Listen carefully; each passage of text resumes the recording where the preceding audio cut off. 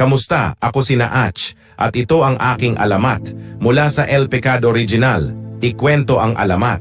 Sa malamig na araw ng taglamig, isang tagakaso ay naglalakad sa kagubatan. Ngunit sa umagang iyon, ramdam niya ang bigat sa kanyang puso at maaring maramdaman ang kaluluwa sa kanyang mga labi na naglalaho sa niyebe. Nagpatigil siya ng sandali, isinara ang kanyang mga mata at bumagsak sa lupa ng tuhod. Doon, siya'y nagkaroon ng isang nakakatakot na pangitain ng dilim, digmaan, at hirap. Binabalot ng pagkabalisa at galit, tiningnan niya ang langit at ng buong lakas, siya'y sumigaw.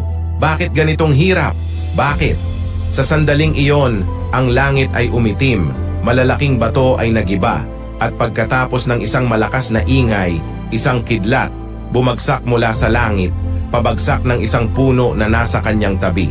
Sa kalagitnaan ng usok at dilim, lumitaw ang isang ahas, ginto tulad ng araw. Tumigil ito sa harap niya at tiningnan siya ng diretso sa mata at nagsalita.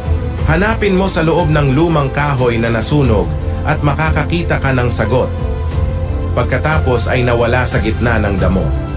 Labis na namang nagugulat sa mga salita ng ahas, ang lalaki ay walang ibang maisip kundi ang lihim na nakatago sa kahoy, pinili ng kidlat.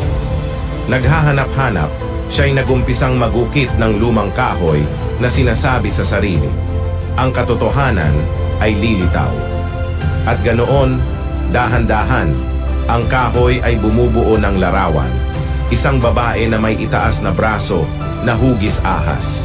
Hindi siya makapaniwala. Eba at ang ahas mula sa hardin ng Eden. Ang orihinal na kasalanan ang sagot. Babae at tukso, magkasama magpakailanman sa isang makalangit na ganda. Ang tagakaso ay hinangaan araw-araw ang banal na ganda ng kanyang likhang sining. Pero, para saan nga ba ito? Sa loob ng ilang araw, ang galit ng langit ay nagdulot ng isang matindi na bagyo ng niyebe na nag-iwan sa lahat ng naninirahan sa nayon, naka-isolate sa kanilang mga bahay. Sa kakulangan ng kahoy, sinunog nila sa apoy ang lahat ng maaaring magbigay ng init. Lumipas ang mga araw, wala na silang natirang kahoy sa bahay para sunugin. At habang tinitingnan ang kanyang pinahahalagahan obra, sinabi, "Sa totoo lang, ito'y kahoy. Magpapainit ito sa aking pamilya kahit isang gabi pa." Hindi madali para sa kanya na ibigay ang kanyang banal na regalo sa apoy. Ngunit ginawa niya ito. At umupo siya na may malaking lungkot habang tinitingnan kung paano nag-aapoy ang kanyang skulptura at nawawala sa harap ng kanyang mga mata. Pagkatapos ng ilang oras, namangha ang lalaki nang matuklasan na ang kanyang larawan ng kahoy ay hindi natutunaw. Ito'y dahan-dahang umiikot sa gitna ng apoy at naglilikha ng init na sobrang malakas at patuloy na nagawa nitong tunawin ang lahat ng niyebe sa bundok.